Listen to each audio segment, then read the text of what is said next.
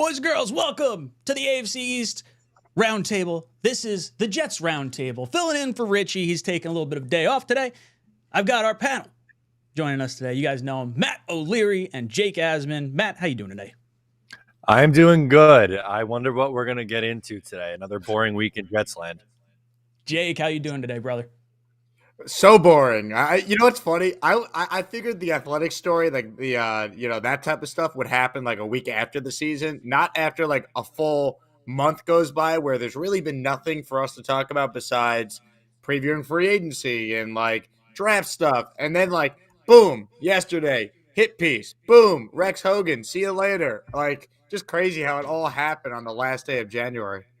Oh, it's absolute chaos, and we're going to start right there. I wanted to get everyone's thoughts on the article that came out from The Athletic yesterday, ripping apart the New York Jets, specifically Robert Salah, Nathaniel Hackett, and then probably a little bit of like Aaron Rodgers. Basically, everyone in the organization looks like absolute dog shit because of this article, and a lot of Jet fans feeling a little bit of a way here. Now, do you think it's any coincidence this was released on Robert Salah's birthday? Jake, I'll throw it to you first. What were your thoughts on the hit piece? I mean, how about the fact the Jets social media team did not even wish this head coach a happy birthday? And I think it was NYJ Matt who did the research. The Jets have wished every head coach a happy birthday going back to the end of the Rex Ryan era. So, like, that was hilarious that they didn't do it. And I mean, only the Jets would have this sort of controversy. I mean, I guess my thoughts on the article are there was not much in there that I didn't already know. Right? Hackett, bad. Okay. Salah made excuses. Well, we knew that. I mean, he was texting Joe Beningo the record about what these coaches were without their star quarterback. Like, that came out months ago. I guess the one thing in there that I thought was interesting was that Salah basically has acknowledged that Hackett's a problem and they need to find a way to add someone that could help minimize his role, and Rodgers is involved in those discussions. So, like, even Aaron Rodgers is aware, all right, my buddy might not be great at this, and we should probably try and do something. So I actually think that's a positive. And Rex Hogan might be a really nice guy. All of a sudden, the media is telling you how respected he is. You could connect the dots why I believe that's happening. But you know what? The Jets have been drafted well, and Rex Hogan's been around this team for two different regimes. I don't think it's the worst idea in the world to maybe get fresh voices in the front office next to Joe Douglas. So an eventful day, but I don't know if we really learned that much new from this story. Kind of feels like everything we feared about the 2023 season was confirmed by this article, not like it was revealed in this article. Yeah, what about you, Matt? How are you feeling about all this? Yeah, I mean, you brought up a point earlier where you said everyone looks bad, and just about everyone. There wasn't really much mention of the front office, which I found a little surprising. And then Rex Hogan, it's announced that he was let go, but he was, as we know, let go before that. But I don't know. I think this is them trying to save face a little bit because the front office was getting a little bit more heat than they usually do recently after the end of the 2023 season, where some of the blame starts getting pushed on them for not doing enough at the deadline and not bringing in another quarterback, and the pressure being on this year, which it still is, no matter if that hit piece comes out or not. But as Jake was saying, like, not a lot of this was surprising. And then that's why I don't understand that people were like, there's no way that this is true. Like, did you watch the season this year? It felt like immediately after Rodgers went down, they were completely content with just, all right, we're just going to, that's it. We'll mail it in, try again next year. So I didn't really find anything in that article to be earth shattering. I think the biggest thing for me from that article, at least that sort of perked my ears up, was the Jets can't win more than 8 games with Zach Wilson at quarterback. And the fact that they like felt that way, or maybe Salah felt that way, and just continued to trot him out that way, seemed like, oh God, it feels like we're dysfunctional from the top down. Like, this is coming from Woody, this is coming from Douglas, this is coming from Salah. This is like a whole regime type of an error. And I guess, do we see anything coming from this? Jake alluded to the Jets not wishing Salah a happy birthday. 2012 is what it dates back to. So you had, 3 years of Rex. I think it was 4 years of Bowles, 2 years of Gase, 3 years of Salah, and then this one, just oddly enough, not dropping on his birthday. It's just, it's such a weird coincidence, and just like, of course this is the Jets. This is what we're talking about in the offseason. Instead of talking about improving our team, we're talking about things that should have been discussed a month ago. So I guess, Jake, I want to throw it to you first. What do you think about, like, you think Salah could still get fired at this particular point? Well, that's what I was gonna say. Like, even like the timing of like if they were to fire him now. So like you had the Commanders earlier today hire Dan Quinn, so now there's no open vacancy. So it'd be the most jet-like thing ever to fire the coach now and start a coaching search when all the vacancies have been filled. Now, I guess you could say, well, Mike Vrabel's available, Bill Belichick's available, but Belichick's not coming to the Jets. They're not going to hire 71-year-old Pete Carroll, no matter how many Jet fans are delusional enough to think that's going to happen. Like, I don't know. I'd be shocked if Robert Saleh is not this team's head coach. I mean, yeah, they didn't wish him a happy birthday on social media, probably because they knew the comment section after a day like yesterday was going to be absurd, so they just didn't do it. And we could laugh and have fun with it, but I think that's honestly the real reason why they didn't do it. And no, I don't think he's going to get fired. I think even though there's a lot of Jet fans who want him gone, I think he's the head coach for 2024. And if they don't win, not only will Salah be fired at the end of next year, but Joe Douglas will be gone with them. Matt, what about you? You think Salah could be gone this year? I'd be really surprised if they did that, right? Like, it feels way too late for this. I think it was just kind of they didn't want to deal with the comments or the reaction to them wishing him a happy birthday. And optics wise, it might look worse now that they didn't do it. Who knows? I don't know. Do the old trick where you turn replies off. I don't know. But I don't think they're going to make any sort of move here. And something I was saying yesterday too, like winning cures all. So if they come out and they start hot next year with Aaron Rodgers under center, then all this stuff will be forgotten. Yep. Yeah, I would be very surprised if the Jets decided to make a move from Robert Saleh right now for a few different reasons. Like, obviously, you make this move after everyone else has filled their vacancies. I don't know if that's necessarily like the worst thing. Like the Jets weren't necessarily going to be the lead candidate for Harbaugh with all the other vacancies that were open. And honestly, the 2025 list of available head coaching candidates, Ben Johnson, I mean, you could throw Belichick in there, Kafka, Monken. I'm sure I'm missing guys off the top of my head right now, but like I'm liking the way 2025 is shaping up. I don't want anyone else. I'm like the best thing that happened with Dan Quinn getting hired is that all those other candidates are still available for the New York Jets potentially next year if things shake out that way. Now, I will say you mentioned Belichick isn't an option, Jake, and I don't know if that's 100% true. Like I could 100% see like next year, Belichick not getting any opportunities, Rodgers still wanting to continue to play. Rodgers and him have a good relationship. There's a respect there. I could see Belichick saying, like, if I could resurrect the Jets and they're going to give me GM responsibility because no one else wants to take it with Rodgers here.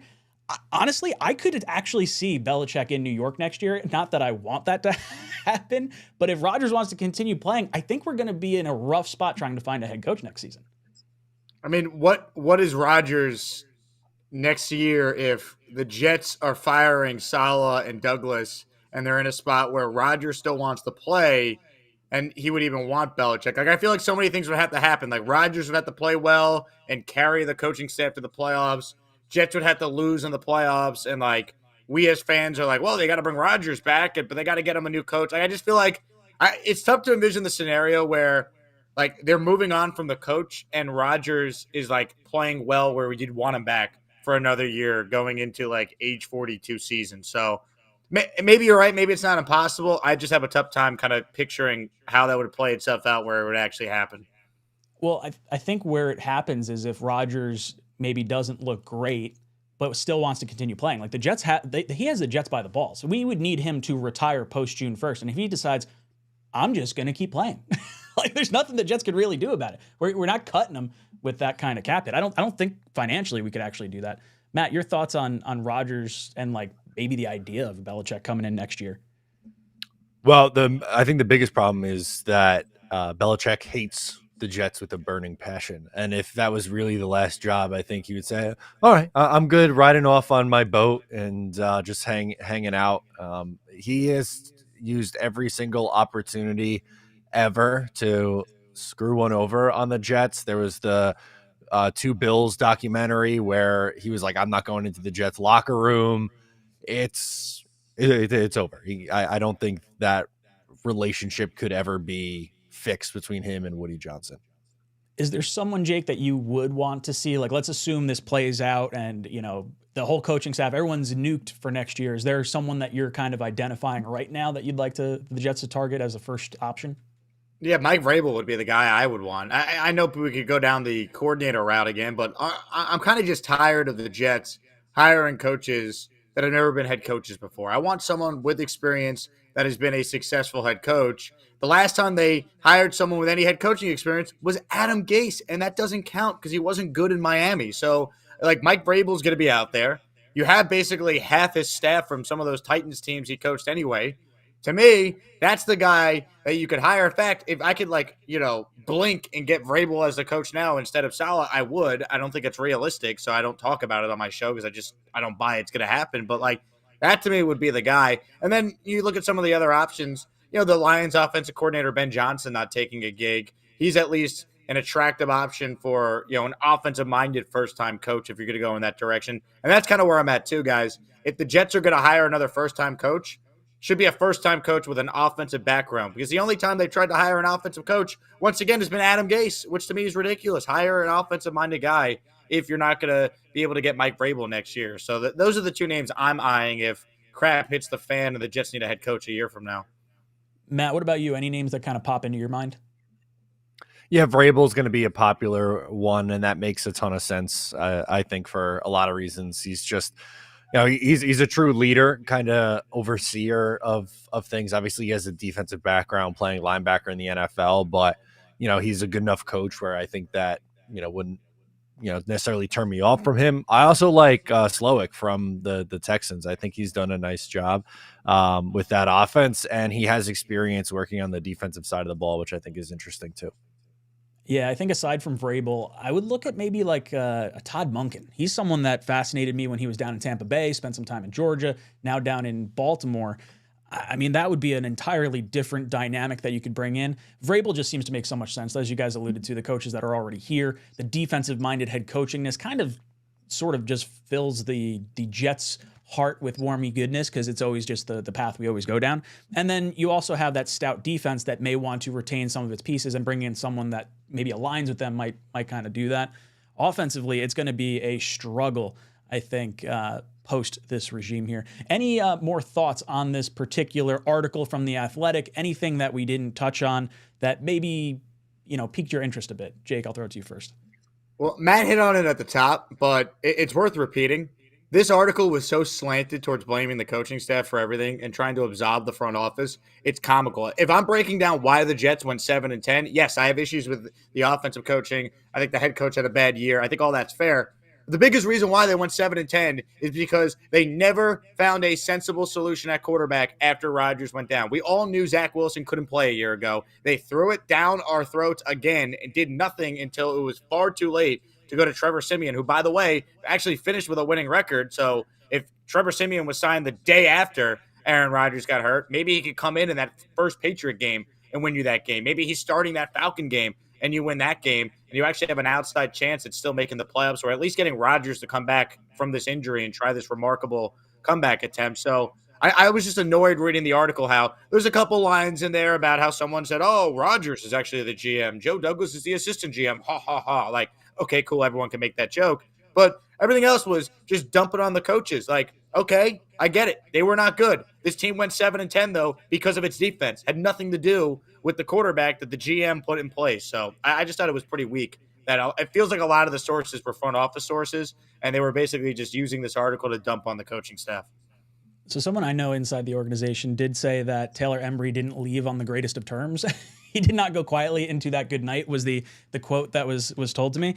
So I mean, maybe he was someone that could have thrown coaching staff under the bus as well. But yeah, it seemed a little fishy, especially with the Rex Hogan thing, getting fired or mutually parting ways just shortly after that. Wait, Ryan. Rex Hogan, apparently he mutually parted ways with the Jets weeks ago, according to everyone on the beat. To that I would say, okay, if that's true, how come none of you guys reported it? If that's true, I have no reason to think it's not true. Why wouldn't you want to report that? That's big news that Joe Douglas's right-hand man is no longer employed. So, even that smells fishy. So, the whole thing yesterday just reeks of just nonsense that really didn't tell me a lot more than we already knew. So I'm about to sources bro you, but Matt and I do know that was actually seemingly coming down the pipeline.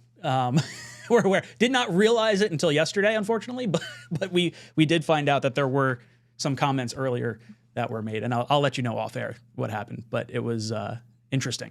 In regards to what? How do I say this without outing anything? there were moves made and adjustments made in-house that could lead you to a conclusion something was happening. We didn't know it was necessarily going to be Rex Hogan, but we knew something was about to happen. In the front office, you're saying? Sort of, kind of. God, I hate doing this on air right now, but it's like, so I'll say sort of, kind of. All right, that's a good tease. I like this. Yeah, we'll do it a little behind the scenes action. Matt, your thoughts on, I guess, anything else going on with this article? Yeah, a friend of the program with all of us, Buffalo Jet fan, just had a really good tweet that I think is worthwhile to bring up. And he said, the Jets young players tweet a lot and not a word defending the Jets coaching staff after yesterday's fiasco. That I did find it. That was something that I was thinking too as it was coming out, because like Brees, Sauce, Mackay, there's a lot of guys who are active on social media, and then no one responded to it, which was a little bit strange because you had people willing to dance on Keith Carter's grave like instantly on social media, and then no one says anything about Salah. That was a little interesting, I thought. Yeah, I think the lack of anything said is that, or what do they call it? The lack of noise is deafening or something along those lines. Like the Jets players not sticking up for the coaches just sort of falls in line with the season-ending press conferences. Garrett Wilson saying, "Hey, look, offense is really hard for us. I don't know why other teams can figure it out." Now, he didn't pin it entirely on just this one year. He said over the last 2 years, things of that nature. Sauce has said stuff. Mosley has said stuff. Brees has said things. And like, obviously the coaching staff has been a problem. And do you think it's like them not supporting him, or is this part of the like, oh, maybe we should all keep our mouths shut right now? And like, maybe that's what they're doing. Like maybe they're trying to stay off social media for that side of things. Jake, what do you think? You think the lack of anything said is noticeable? Maybe both. I also think like maybe the players are at a point where it's like show us type of thing. Like we're just going to kind of lay out this offseason. We'll see what moves the team makes. We know we're getting Aaron back, and like, let's see. I hope the Jets in general, and it's going to be tough because it's New York, it's Rodgers coming back.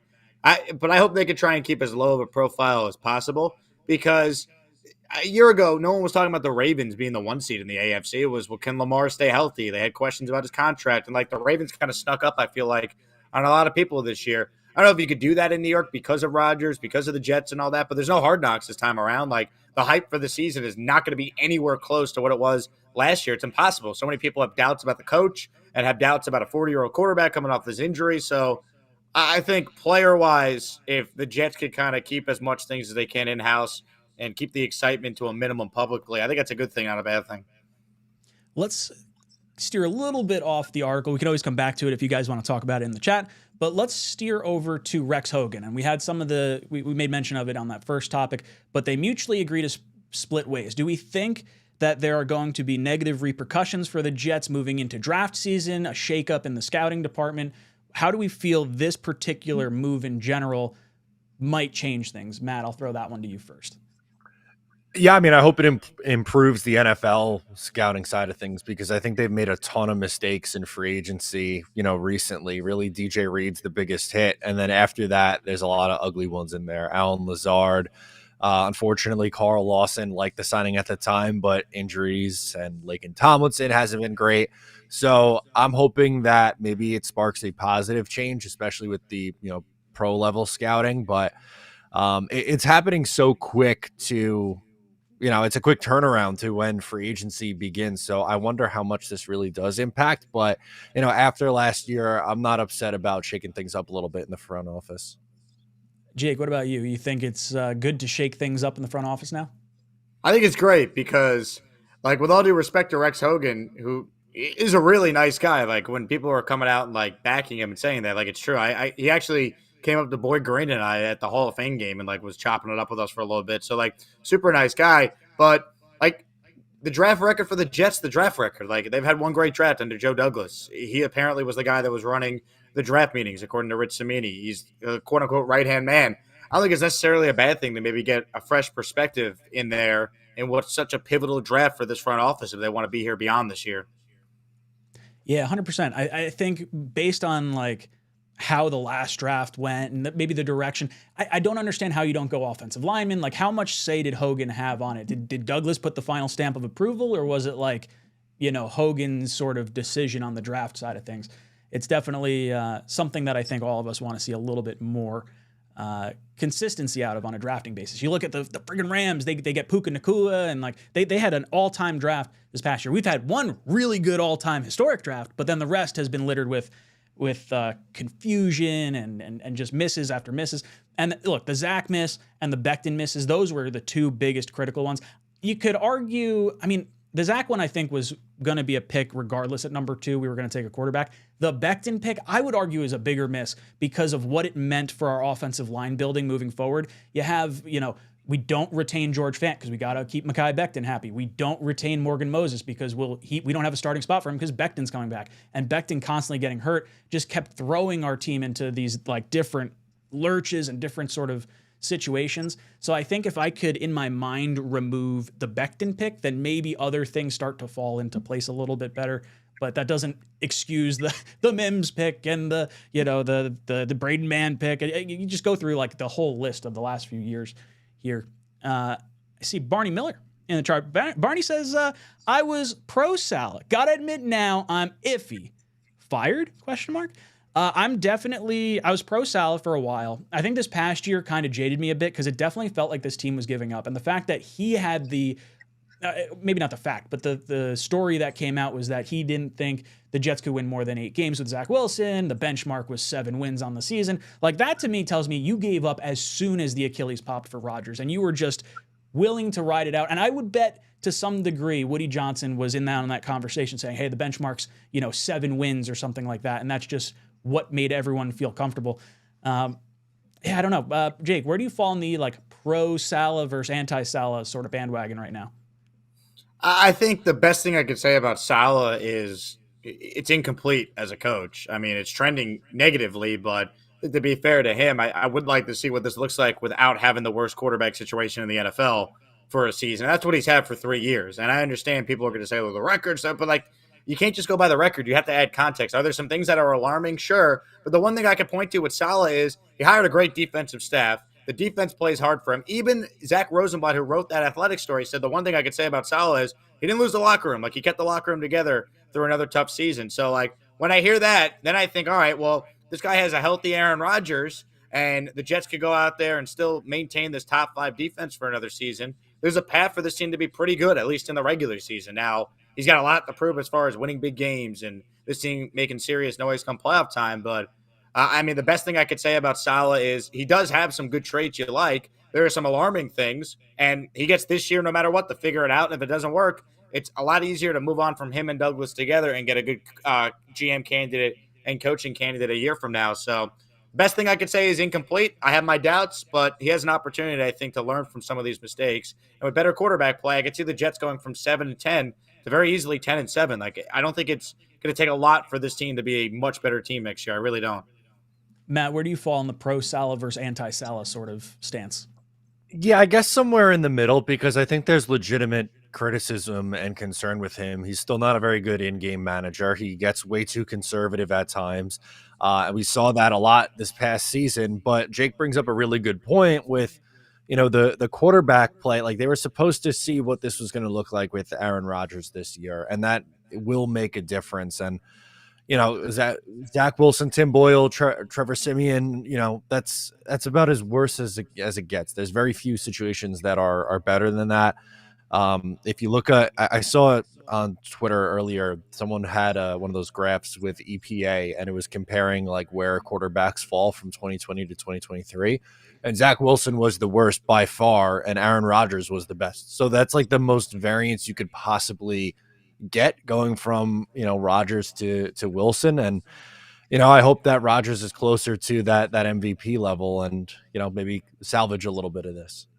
Yeah, 100%. And I would also say that I like that they're holding on to Salah right now purely because of the optics of us attracting a head coach next year too. If you wind up pulling the rug out from under Salah's a respected defensive coordinator in this league, and players love him. Things like that. I think if you were to rip the rug out from under him after Rodgers went down 4 plays into the season, I think it's going to be a little tougher to try and bring in someone next year, and at least showing that you have that level of support for your guy can give the next head coach some resolve as saying like, well, hey, if I screw up in 1 year or 2 years, I've got some, wiggle room to try and figure this all out. And I think that's how you could attract someone for next year. So I'm definitely on the well, I guess as far as the pro Salah, anti Salah, I'm like falling right down the middle right now. I'm still pro Salah right now, but I like the retention of him for what it means for the Jets potentially in the future. Let's move off the Rex Hogan stuff. Let's talk a little Senior Bowl. We've got a few correspondents down there. We got Dom C, we got Jeremy representing the boys down there. Very cool. If you didn't see the I love you, coach, or we love you, coach, Jeff Ulbrich comment from Jeremy, please go check that out. It is absolutely worth your 40 seconds of your time or however long that video is. So I want to talk a little bit about the Senior Bowl. And I guess I'll leave it open-ended right now. What are your thoughts, Jake? Are there players that are kind of sticking out to you? What do you want to talk about the Senior Bowl? Well, I too love Jeff Ulbrich as well. So I just want Jeremy to know that we're right there with him. That video, by the way, I mean, I can't get enough of it. It's so good.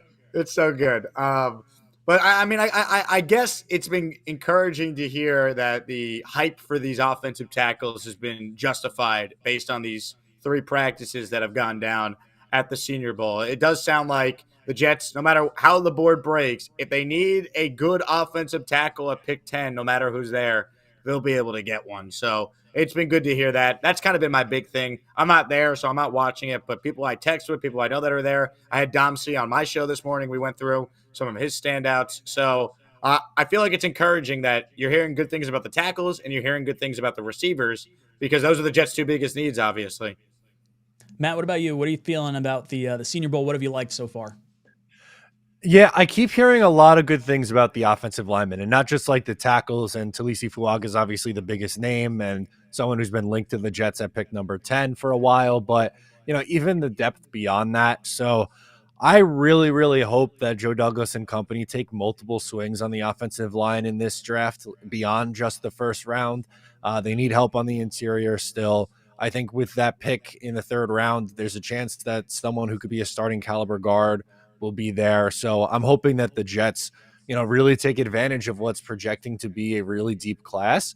And yeah, I mean, it's going to be a pivotal draft for them. And it's nice to have a guy like Ulbrich there seeing things firsthand with all these guys who are entering the draft. Yeah, I mean, this draft is supposed to be very deep at tackle, very deep at wide receiver, like Jake was saying. These are the 2 positions of need for the New York Jets. I really wish we had a 2nd-round pick right now. Like, that's what's really irking me, because from what I've heard, rounds 5 through 7 are going to be dramatically lighter thanks to the NIL deals. A lot of those level of players are going back to school, and some guys that maybe wouldn't have been drafted, they're going to be closer to like an undrafted free agent level of prospect compared to other years. At least that's what I'm hearing. As far as the offensive tackles go, Fuaga is the popular name that I think a lot of people are kind of keying in on, but there are so many good tackles in this draft. I mean, you could go down the list probably 6, 7 deep that you would be really comfortable with. And to me, that says I can get a 2nd-round pick. I'm willing to trade down and get, you want to get Mims, you want to get Latham, you want to get Fuaga. If you like James Morgan, not James Morgan, is it Jordan Morgan? Jordan Morgan, I think, is the tackle from Arizona. And then you got the BYU tackle, you got the kid Patrick Paul from Houston, like a lot of really, really good tackles at the top of this class. So I would love to try and slide down a little bit if possible, unless there's someone that really stands out above the rest. Like obviously we're kind of keeping an eye on the left tackles. Alt, Fashanu, do they slide down? I think that would be a really cool pick. And then the wide receivers, I love Brendan Rice. I love Corley and Tez Walker. Like what we're kind of...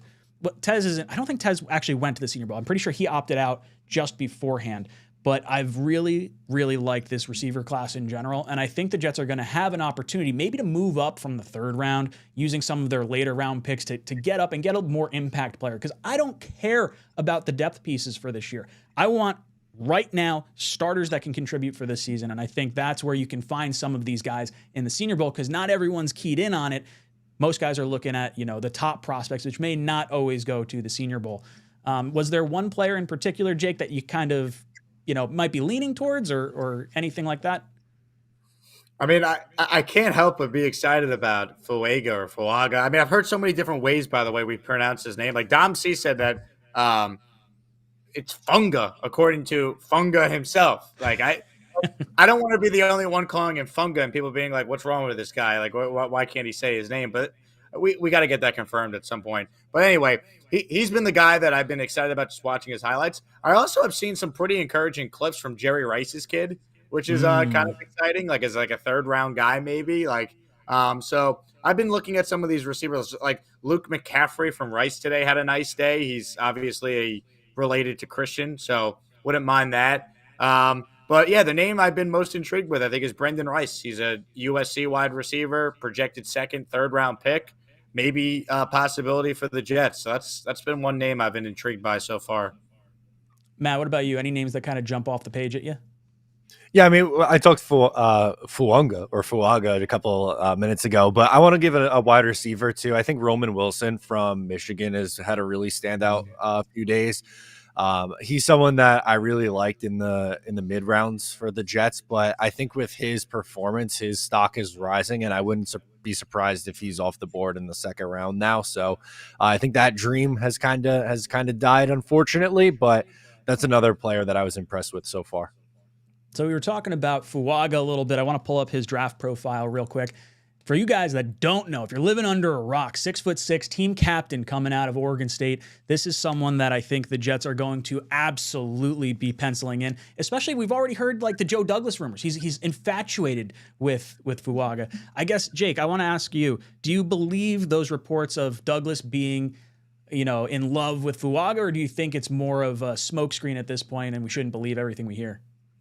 I believe it, but I feel like it'd be very easy for any other reporter to put out the same exact tweet that Rich Cimini did and attach a different offensive lineman's name, and I'd be like, oh yeah, that makes sense. Like, it's such a need for this team that I think you could literally say any offensive tackle, and I'd be like, all right, that's probably true. He probably does like him. Like, it's such a glaring need for them, but when it comes from Rich, I think it does carry more weight because Rich has been covering the NFL for 30 years, covering the Jets, and I'm sure he does have plenty of scouts and people he talks with. So he probably does have a pretty good sense on this stuff. He was the first, I believe, to point out Sauce Gardner was a target for the Jets the year they took him in 2022. So I think there's definitely some validity to it. And good. I mean, just watching the film right here, I mean, how could you not be excited if the Jets took him with their 10th pick?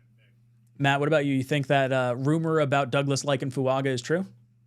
I do, because the more I watch Fuaga, the more he reminds me of AVT. I think he's an absolute mauler. And stylistically, that is someone that fits the bill, I think, for a Joe Douglas offensive lineman. I'm a little bit, I wouldn't say concerned, because I do like him a lot, and I think he's worthy of a top 10 pick. I wonder, I guess is a better way of saying it, if Fashanu somehow makes it there, if they would still take Fuaga over Fashanu, because Olu is more of that prototypical left tackle, very good in pass pro. I don't think I'm ready to do it, but I wonder if Joe Douglas really likes him that much that he would take Fuaga over Fashanu. Yeah, that's an interesting thing as well, because we saw Daniel Jeremiah's mock draft, Fashanu still on the board, Jets still go with Fuaga. And, Daniel Jeremiah, friendly with Joe Douglas, longtime friends. Does he have a little bit of inside knowledge? It's entirely possible. I think some degree of this pick is going to rely on what happens in free agency. If the Jets can't attract a wide receiver, I could see, because of the depth at tackle, the Jets going with a top playmaker if a Rome Odunze is there or something along those lines.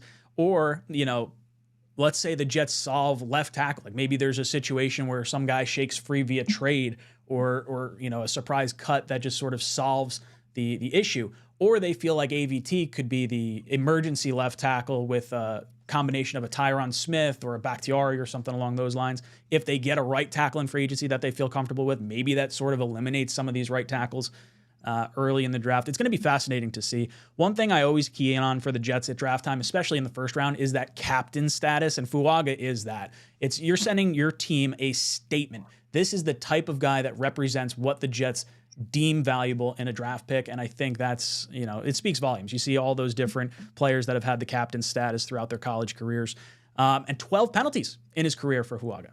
Kind of nice, coming from Mekhi Becton, who had 22 this past year. That's including the declined and the offsetting penalties as well. So this is a nice tick up in terms of maybe not as much laundry on the field. I want to get into another topic. Let's slide over to a report we heard. Multiple teams possibly expected to be in on Zach Wilson for a trade. Jake, you buying this?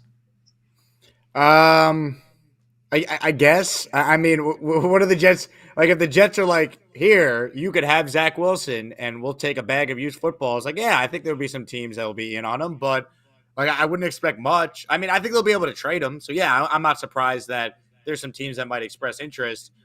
I've heard some people like throw out the idea of like, well, maybe they could get like a third round pick for Zach, and I say, what drugs are you on, man? Like, no way. I mean, I would love to be surprised with the return they get for him because I'm fully expecting like a sixth or a seventh round pick, or if it's a sixth, it's a sixth round pick and a seventh round pick swap involved in that. Like I would be shocked if they got anything more than that. So I'm just kind of in a wait and see approach. I think the biggest thing is you trade him because you could save some cap space rather than outright cutting him. And I think they'll be able to trade him. So I think it's a positive no matter what they end up getting.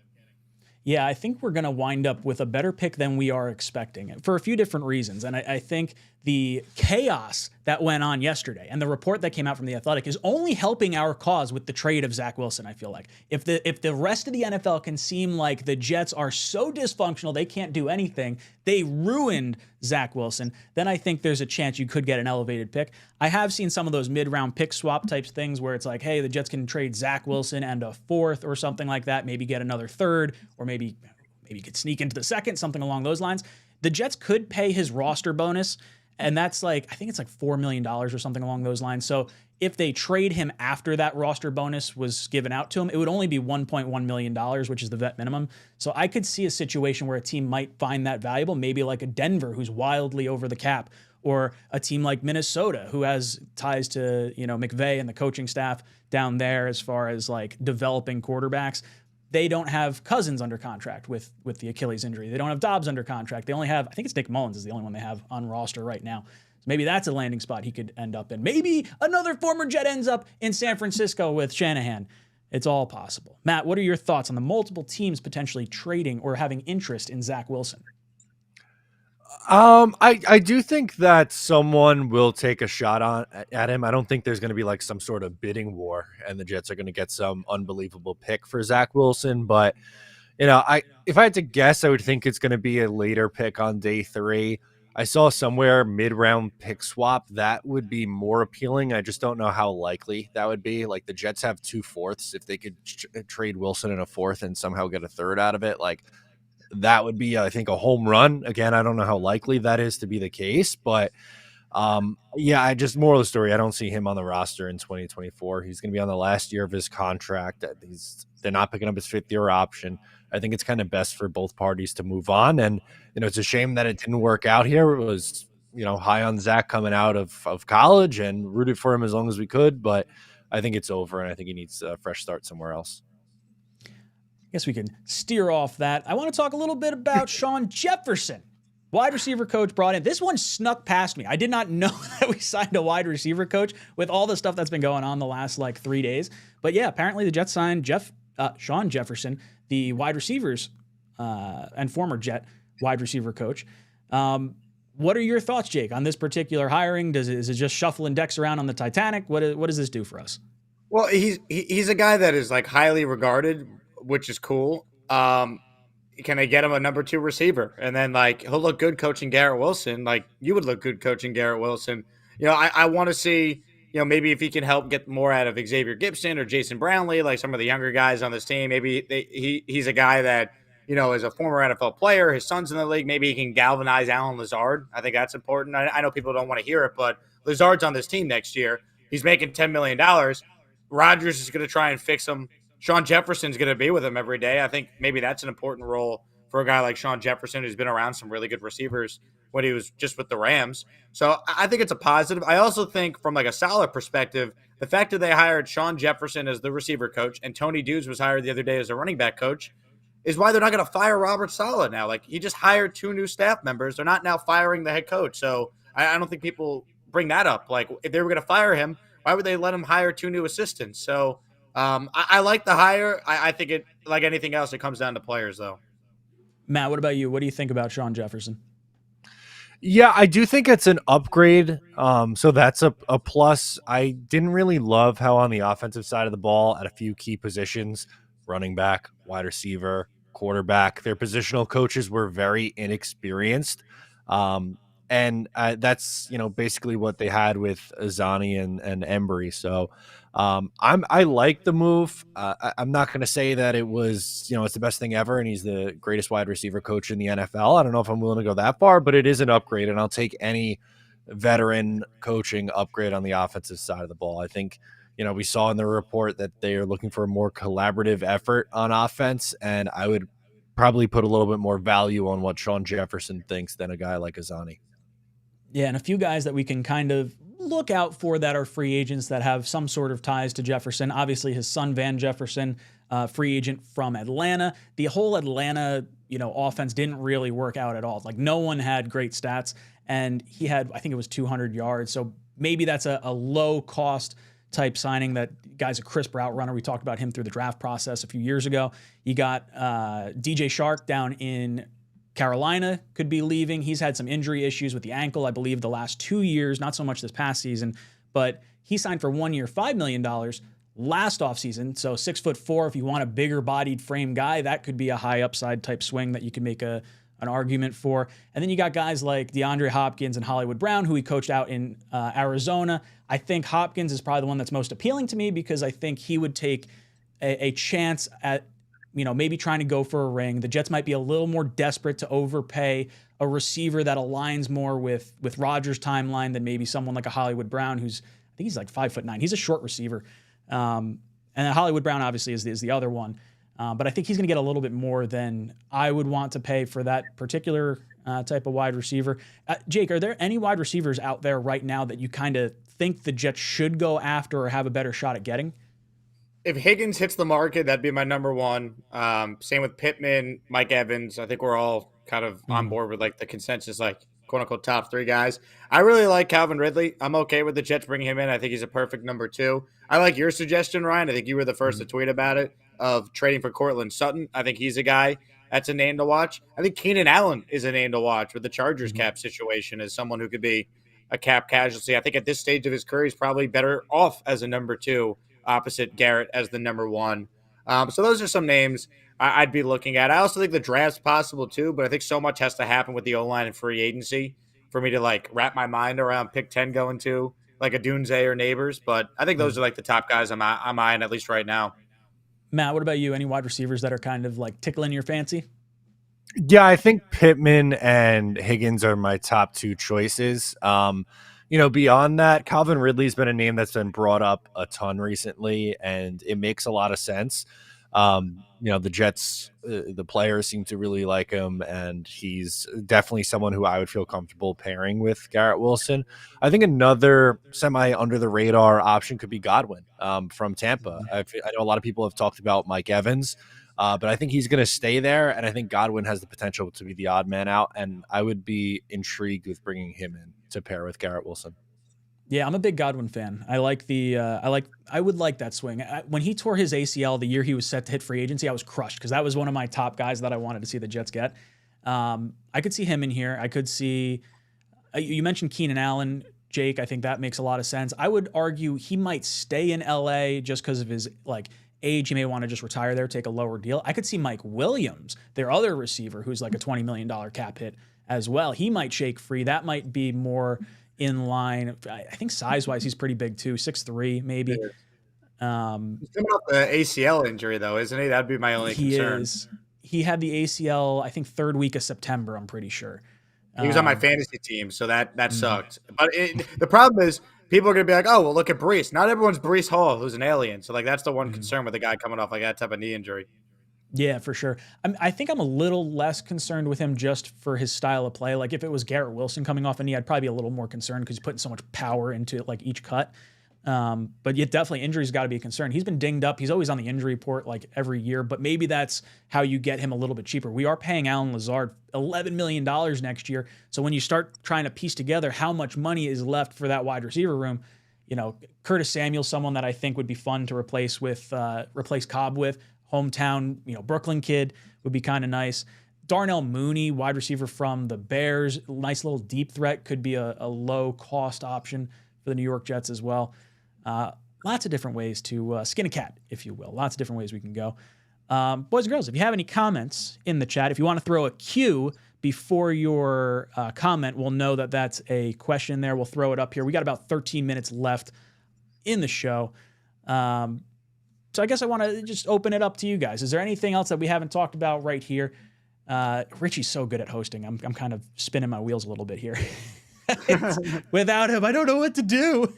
Jake, any thoughts that we haven't covered so far? Man, should we talk about the AFC East? I mean, the Miami Dolphins don't have Vic Fangio anymore. He's telling Ron Jaworski that the Dolphins players are out partying in Miami. I mean, what a story! Oh, feels good. I want some chaos going on with the other teams around us. I feel like the Giants have this whole crazy thing going on. Nothing really gets said about that. Jets have one article and shit hits the fan. Fangio leaving Miami is one of my favorite things to happen this offseason because he stymied our Jets offense. Not that I guess was overly hard to do, but guy knows how to play defense. I'm very happy he's no longer in the division. Matt, what are your thoughts on Fangio no longer being with the Dolphins?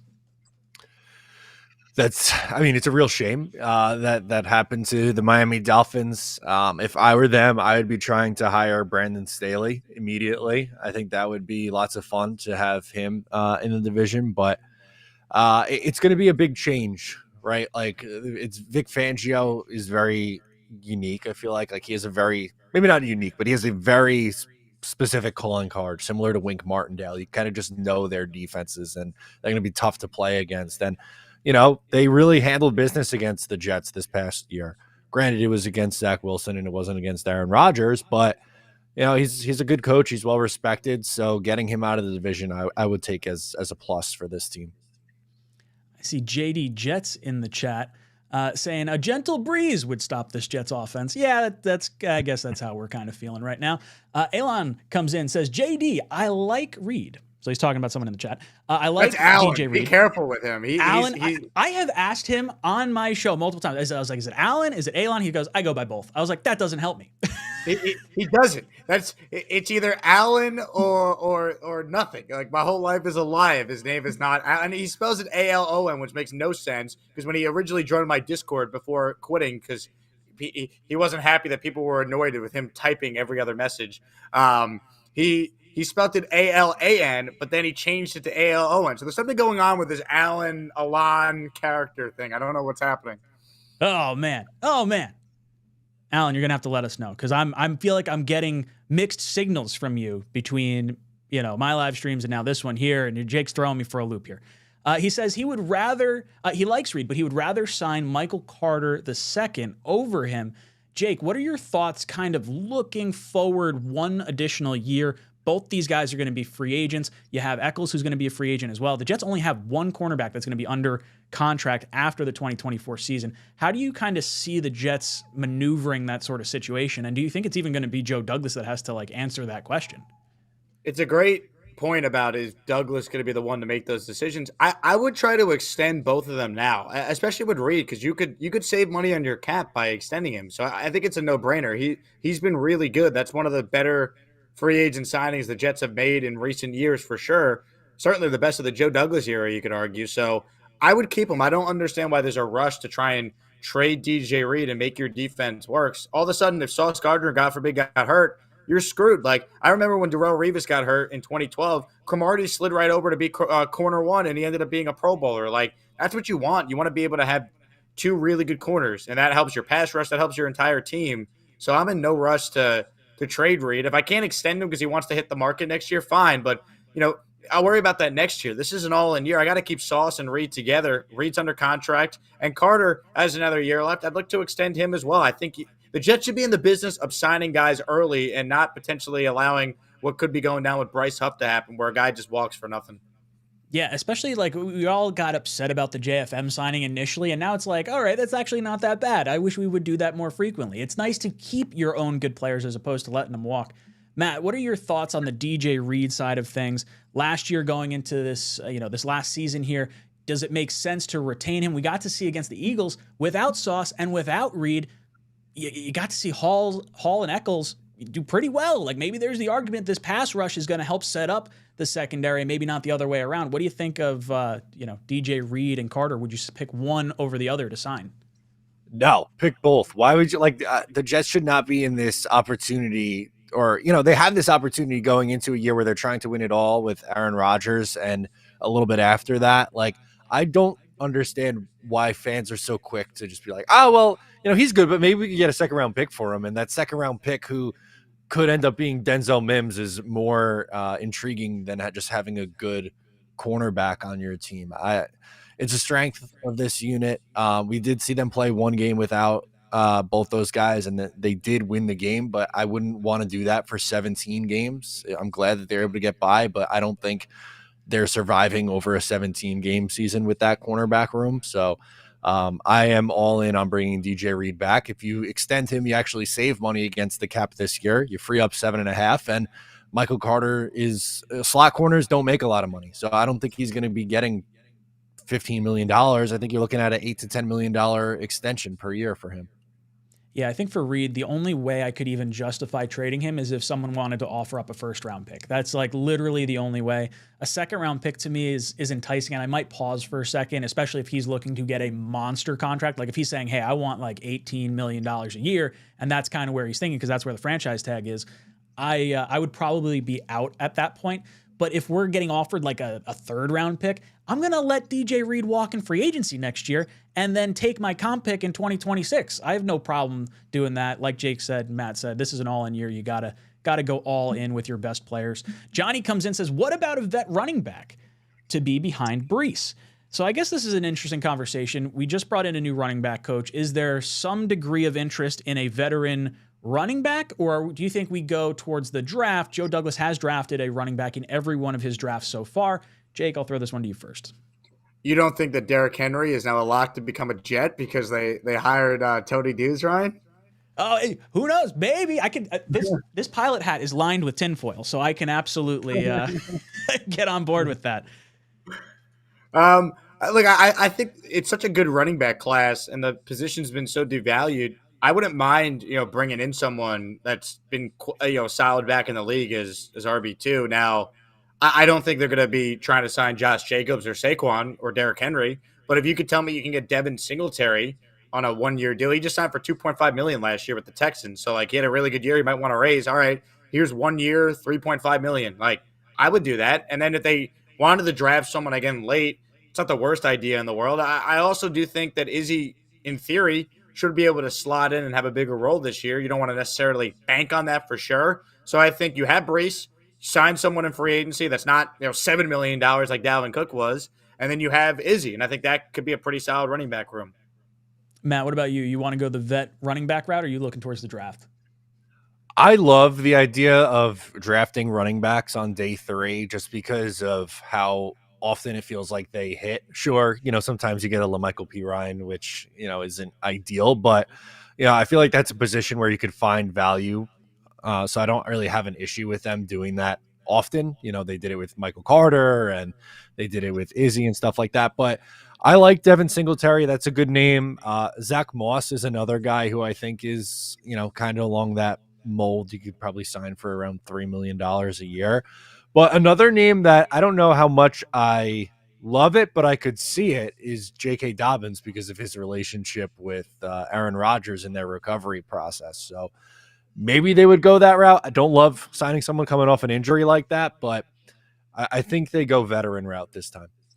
Ooh, I wasn't thinking J.K. Dobbins, but now that you say that, I really like J.K. I actually had him on my fantasy team, and I've been screwed like 2 of the last 3 years or whatever it's been. He's been consistently injured, and maybe injury-prone players are not who the Jets should be looking at right now.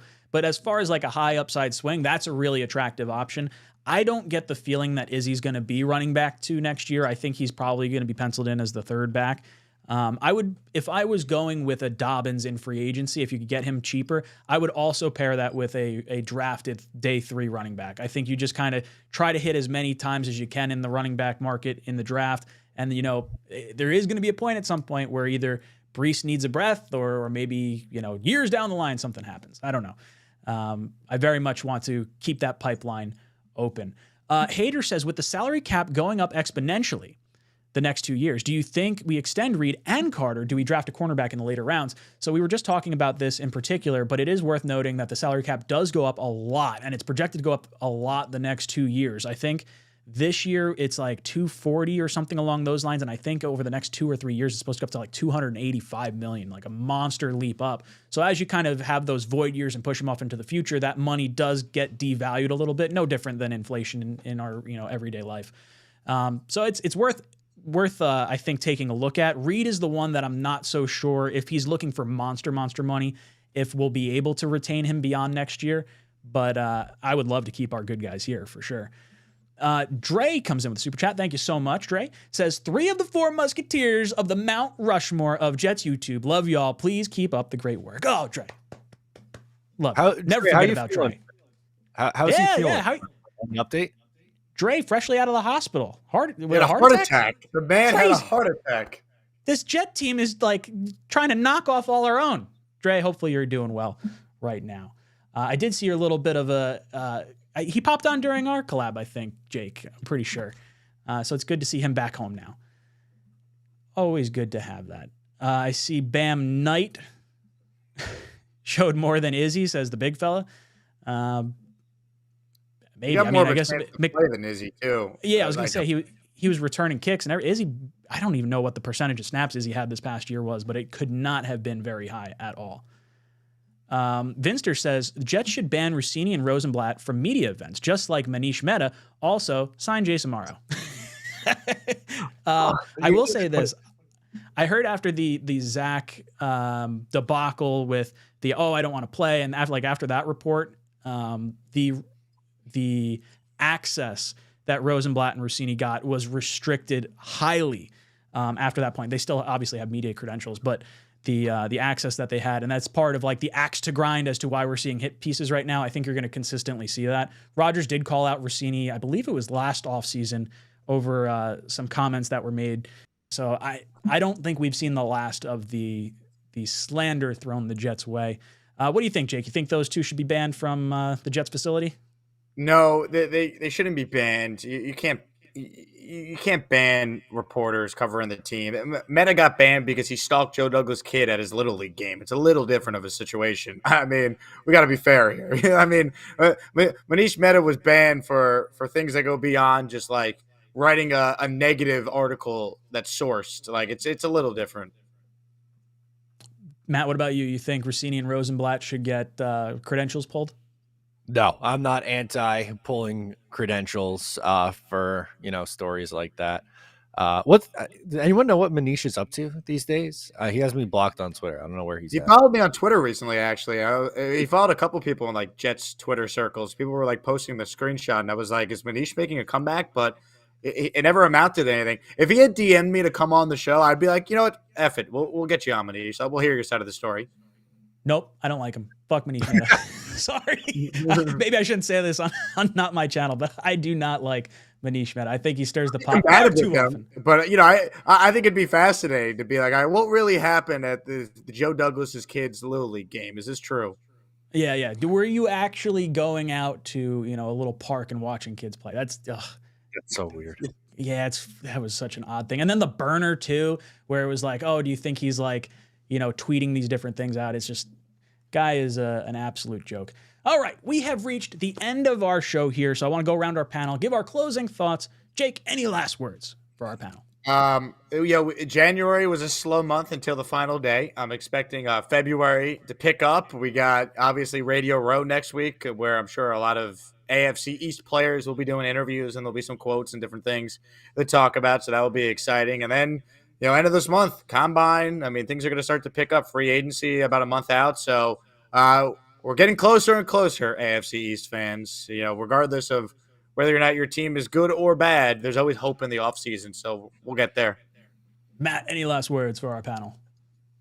Yeah, I am excited for another week in Jets land. It's never a dull day, and hopefully we have as many explosive topics to talk about next week. Boys and girls, I forgot to say this. We got 175 people still in here. Boys and girls, make sure you hit those milk thumbs.